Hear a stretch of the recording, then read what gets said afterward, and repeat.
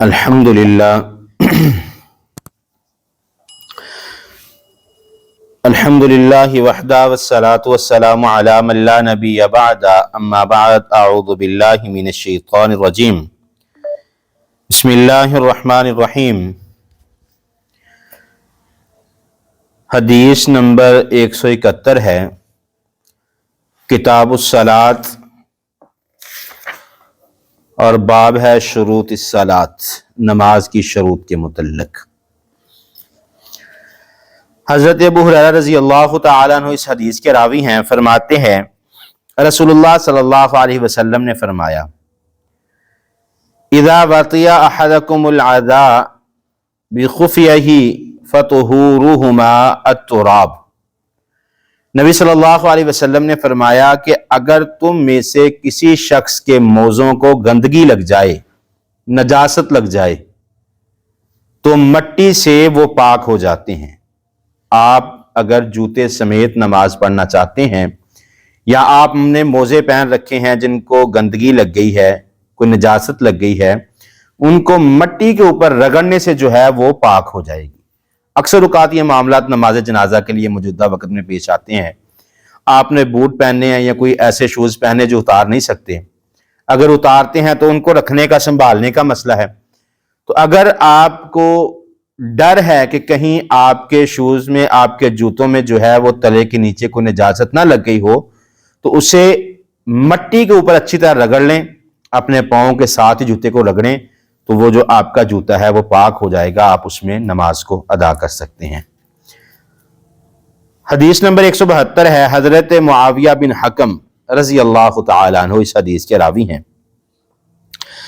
صحیح مسلم میں روایت نقل ہے، رسول اللہ صلی اللہ علیہ وسلم نے فرمایا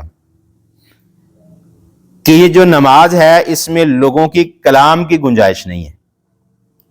نماز جو ہے اس کا مقصد لوگوں کے ساتھ گفتگو نہیں کرنا، جس طرح چھوٹے بچے اکثر نماز میں گفتگو کر لیتے ہیں، تو نماز کا مقصد لوگوں کے ساتھ گفتگو کرنا نہیں ہے، بلکہ نبی مکرم صلی اللہ علیہ وسلم نے فرمایا انما هو التسبیح، نماز میں تسبیح ہے، والتکبیر اور تکبیرات ہیں، وقراءۃ القرآن اور قرآن مجید کی تلاوت ہے، قرآن مجید کا پڑھنا۔ نماز کن چیزوں کا نام ہے؟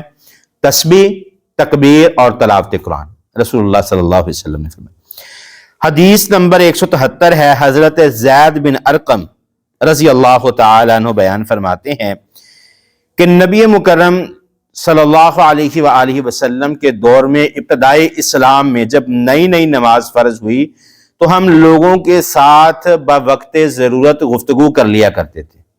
اگر ہمیں کسی کی کوئی ضرورت محسوس ہوتی، کوئی آیا السلام علیکم کہا تو اس کا جواب بھی دے دیا، اگر کسی کو کوئی بات کہنی ہو تو ابتدائی اسلام میں جو تھی وہ ہم اپنی ضرورت کی بات جو تھی وہ کر لیتے تھے۔ حتی نزلت، یہاں تک کہ یہ آیت نازل ہو گئی، حافظوا علی الصلوات والصلاة الوسطی وقوموا للہ قانتین، کہ نمازوں کی حفاظت کرو، خصوصاً درمیانی نماز۔ علماء کرام کے اس میں کچھ اختلافات ہیں۔ اگر آپ نمازوں کی ترتیب کے حوالے سے بات کریں، فجر، ظہر اور عصر جو ہے وہ آپ کی درمیانی نماز بن جائے گی۔ اگر آپ سورج کے طلوع ہونے کے بعد جو ہے وہ نمازوں کی ابتدا بنائیں گے تو وہ ظہر، عصر اور مغرب کی آپ کی درمیانی نماز جو ہے وہ بن جائے گی۔ اور اگر جس طرح قرآن میں اللہ نے جب دن اور رات کا تذکرہ فرمایا تو پہلے رات اور پھر دن کا تذکرہ کیا۔ رات کی نماز مغرب سے شروع ہو جائے گی، مغرب، عشاء اور فجر کی جو ہے وہ درمیانی نماز بن جاتی ہے۔ یہ تینوں ہی نمازیں جو مختلف علماء کرام کے مختلف جو اقوال ہیں ائمہ حدیث کے، تینوں نمازیں جو ہے فضیلت والی ہیں۔ فجر کی نماز کے متعلق رسول اللہ صلی اللہ علیہ وسلم نے فرمایا جو رات عشاء کی نماز پڑھے اور پھر صبح بیدار ہو، وضو کرے، نماز فجر ادا کرے، اسے پوری رات کے قیام کا ثواب دے دیا جاتا ہے۔ نماز عصر جو ہے اس کی بھی رسول اللہ صلی اللہ علیہ وسلم نے بہت زیادہ فضیلت کو بیان کیا ہے۔ اسی طرح نماز مغرب ہے جس کے متعلق رسول اللہ صلی اللہ علیہ وسلم نے فرمایا کہ صلاۃ الوتر النہاری، یہ جو نماز ہے یہ دن کے وطر ہیں۔ جس طرح رات کی نماز کو ہم طاق کرتے ہوئے عشاء کے بعد وطر پڑھتے ہیں، اسی طرح کبھی آپ نے اندازہ نہیں لگایا ہوگا کہ فجر کی جفت، ظہر کی جفت، عصر کی جفت اور مغرب کی طاق رکعات ہو جاتی ہیں، رات کی عشاء کی بھی طاق ہوتی ہیں۔ یعنی دن کا ختم ہوا تو ہم نے دن کی نماز جو ہے وہ طاق کر دی، کیونکہ حدیث ہے، نبی صلی اللہ علیہ وسلم نے فرمایا، حدیث قدسی ہے، ان اللہ وطر ویحب الوطر، اللہ رب العالمین طاق ہے اور طاق کو ہی پسند کرتا ہے۔ تو آپ نے کبھی یہ اندازہ نہیں کیا ہوگا کہ مغرب کی نماز کی ہم 3 رکھتے کیوں، طاق کیوں ہو جاتی ہیں؟ دن کی نماز بھی ہماری طاق ہے اور رات کی نماز بھی طاق ہے۔ بہرحال بات کسی اور طرف چلے گئی۔ رسول اللہ صلی اللہ علیہ وسلم ابتدائی دور میں صحابہ کرام بوقت ضرورت جو تھی وہ گفتگو کر لیتے تھے، لیکن جب یہ آیت نازل ہوئی کہ حافظوا علی الصلوات والصلاۃ الوسطی وقوموا للہ قانتین، کہ حفاظت کو نمازوں کی، خصوصاً درمیانی نماز کی، اور کھڑے ہو جاؤ اللہ کے لیے قانتین، سکوت میں، خاموشی میں۔ سکوت سے مراد جو ہے، امام بخاری نے جو ذکر کیا، فرماتے ہیں کہ سکوت سے مراد، قانتین سے مراد جو ہے وہ لوگوں کے ساتھ گفتگو سے منع کرنا، رک جانا، گفتگو نہ کرنا، خاموشی کے ساتھ نماز کو ادا کرنا۔ حدیث نمبر 174 ہے، حضرت ابو ہریرہ رضی اللہ تعالی عنہ اس حدیث کے راوی ہیں، صحیح بخاری اور مسلم میں یہ روایت نقل ہے۔ فرماتے ہیں کہ رسول اللہ صلی اللہ علیہ وسلم نے فرمایا کہ جب نماز میں امام غلطی کر جائے، امام جو ہے انسان ہی ہماری طرح کا، اللہ نے فرمایا خلق الانسان ضعیفا، انسان کو خطا کار کمزور پیدا کیا ہے، تو امام سے بھی خطا ہو سکتی ہے، غلطی ہو سکتی ہے۔ اگر امام غلطی کر لے، اگر تو وہ نماز میں قرات کر رہا ہے، قرآن پاک کی تلاوت کر رہا ہے، تو اس میں غلطی آپ لقمہ دے کے اس کو، اگر آپ کو سورت آتی ہے، مثال کے طور پر الحمدللہ رب العالمین پڑھی، آگے امام صاحب بول جاتے ہیں، آپ کو سورت فاتحہ آتی ہے، آپ لقمہ دے کے الرحمن الرحیم آپ چھوڑ گئے، آواز کو یہ نکالنی، صرف الرحمن الرحیم آپ اسے لقمہ دے سکتے۔ اسی طرح قرآن کی کوئی بھی آیت ہے جہاں پر امام بولتا ہے، آپ اس کو لقمہ دے دیتے ہیں، اس کو ہم لقمہ کہتے ہیں کہ جہاں سے امام بول جائے گا اس کو بتا دیتے ہیں۔ اگر امام نے تکبیر نہیں کہی، مطلب آیا امام صاحب آئے ہیں اور آ کے خود انہوں نے پیچھے اقامت ہو گئی ہے، امام صاحب کے ذہن میں نہیں رہا، انہوں نے ہاتھ اٹھائے، منہ میں اللہ اکبر کہہ کے نماز کو نیت لیا، یا رکوع میں جاتے ہوئے اللہ اکبر نہیں کہا، یا رکوع سے اٹھتے ہوئے سمیع اللہ لمن حمیدہ نہیں کہا، یا 2 کی جگہ 1 سجدہ کر دیا ہے، یا 2 رکعت کے بعد بیٹھنا امام کھڑا ہو جاتا ہے، ٹھیک ہے، یا 2 رکعت پڑھنے کے بعد امام تیسری رکعت کے لیے کھڑا ہو جاتا ہے، کوئی بھی غلطی جو ہے امام سے اگر ہو جائے تو اس کے لیے کیا طریقہ کار ہے؟ رسول اللہ صلی اللہ علیہ وسلم نے فرمایا التسبیح للرجال، مردوں کے لیے یہ ہے کہ وہ سبحان اللہ کہیں۔ ایک حدیث میں اللہ اکبر کے بھی الفاظ ہیں، لیکن بہتر ہے کہ سبحان اللہ کہے۔ جب امام اللہ اکبر نہ کہے، تکبیر نہ کہے، تو مرد جو ہے وہ پیچھے سے کیا کہیں گے؟ سبحان اللہ۔ اگر 2 سجدوں کی جگہ 1 سجدہ کیا ہے تو پھر سبحان اللہ۔ اگر 2 رکعتیں پڑھنے کے بعد تشہد میں نہیں بیٹھے، پھر کھڑے ہو گئے ہیں، تو پھر بھی سبحان اللہ کہیں تاکہ امام کو پتہ چل جائے۔ اور عورتوں کے لیے کیا حکم ہے؟ اگر عورتیں نماز پڑھ رہی ہیں، مردوں کو نہیں پتہ چلا، تو عورتوں کے لیے کیا حکم ہے؟ نبی صلی اللہ علیہ وسلم نے فرمایا وَالتَّصْفِيقُ لِلنِّسَاءِ، عورت اپنے ہاتھ پر اس طرح آواز، تصفیق کہتے ہیں ہاتھ کو ہاتھ سے مار کے جو یہ آواز پیدا ہوتی ہے، عورت اپنے ہاتھ کو ہاتھ پر مارے گی، جس سے پتہ چل جائے گا کہ غلطی ہو گئی ہے نماز میں۔ مرد کے لیے سبحان اللہ، عورت کے لیے ہاتھ پر ہاتھ کو مارنا۔ حدیث نمبر 175 ہے، حضرت مطرف بن عبداللہ بن شخیر رضی اللہ تعالیٰ عنہ، بڑے معروف صحابی، ان کی رسول اللہ صلی اللہ علیہ وسلم کی نماز کے متعلق بہت ساری جو ہیں وہ احادیث موجود ہیں۔ فرماتے ہیں کہ رسول اللہ صلی اللہ علیہ وسلم کو میں نے نماز پڑھتے ہوئے دیکھا، آپ اس قدر عاجزی سے، خشوع و خضوع سے، اس قدر دل جمی سے نماز کو ادا کرتے کہ آپ جب پڑھتے تو اس طرح آپ کے سینے سے آواز آتی جیسے چولہے پر ہم کوئی ہنڈیا رکھتے ہیں تو جب اس کے پکنے کی جو آواز آتی ہے نا، اس طرح رسول اللہ صلی اللہ علیہ وسلم کے سینے سے آواز آتی، جس سے پتہ چلتا کہ رسول اللہ صلی اللہ علیہ وآلہ وسلم نماز پڑھ رہے ہیں۔ حضرت عبداللہ بن شخیر سے ایک اور روایت ہے، تو اس حدیث میں لفظ ہے کہ عذیر المرزل، جیسے مٹی کی ہانڈی کے اندر گوشت پکائیں اور اس کا شوربہ جو پک کر خشک ہونا شروع ہو تو وہ ایک آواز پیدا ہوتی ہے، تو ویسی آواز جو تھی وہ رسول اللہ صلی اللہ علیہ وسلم کے سینہ سے نماز کے دوران جو تھی وہ آتی تھی۔ حدیث نمبر 176 ہے، حضرت علی المرتضی رضی اللہ تعالیٰ عنہ اس حدیث کے راوی ہیں۔ فرماتے ہیں کان علی من رسول اللہ صلی اللہ علیہ وسلم مدخلانی، رسول اللہ صلی اللہ علیہ وسلم نے میرے لیے ملاقات کے 2 وقت مقرر کر رکھے تھے. داماد تھے رسول اللہ صلی اللہ علیہ وسلم کے, حضرت فاطمہ الزہرا رضی اللہ تعالی عنہا کے خامد تھے, تو رسول اللہ صلی اللہ علیہ وسلم سے دن میں 2 مرتبہ ملاقات کرتے تھے, اور دونوں وقت ایسے تھے کہ جب آپ نماز ادا کر رہے ہوتے. حدیث میں ذکر نہیں کیا کون سی نماز تھی, رات کی تھی, یقیناً بات ہے کہ نوافل ہوں گے, کیونکہ فرض نماز تو رسول اللہ صلی اللہ علیہ وسلم جو ہے وہ مسجد میں باجماعت ادا کرتے, یقیناً یہ نفلی نماز ہوگی. تو حضرت علی المرتضیٰ رضی اللہ تعالیٰ عنہ فرماتے ہیں جب میں آتا وَهُوَ يُصَلِّي تَنْتَحَ لِي, رسول اللہ صلی اللہ علیہ وسلم کھنکھناتے کی آواز دیتے کہ مجھے پتہ چل گیا کہ آپ آ گئے ہو. کھنکھنانا نماز میں جو ہے کسی کو اس بات کی خبر دینا, آپ کو پتہ چل گیا کہ آپ سے کوئی ملنے والا آ گیا ہے, تو آپ اس کا ویلکم کہہ لیں. ویلکم کرنے کے لیے جو ہے وہ آپ کھنکھنا کر جو ہے آپ آواز جو ہے وہ دے سکتی ہیں. کہ رسول اللہ صلی اللہ علیہ وسلم نے جو یہ طریقہ کار بتلایا کہ اگر آپ نماز میں کوئی آپ کا دوست آپ سے ملنے کے لیے آ جاتا ہے تو اس وقت جو ہے آپ نے کیا کرنا ہے, آپ نے کھنکھنا کر اس کو بتا دینا ہے کہ مجھے آپ کی آمد کا پتہ چل چکا ہے. حدیث نمبر 177 ہے, حضرت عبداللہ بن عمر رضی اللہ تعالی عنہ جو ہے اس حدیث کے راوی ہیں, فرماتے ہیں قلت لبلال کیف رأیت النبی صلی اللہ علیہ وسلم یرد علی حین یسلمون علیہ. حضرت عبداللہ بن عمر رضی اللہ تعالیٰ عنہ بیان فرماتے ہیں کہ حضرت بلال سے درافت کیا. حضرت بلال رضی اللہ تعالیٰ عنہ کیونکہ ساری نمازیں رسول اللہ صلی اللہ علیہ وسلم کے ساتھ پڑھتے تھے, کیونکہ حضرت بلال نے ہر نماز کی اذان کہنی ہوتی تھی.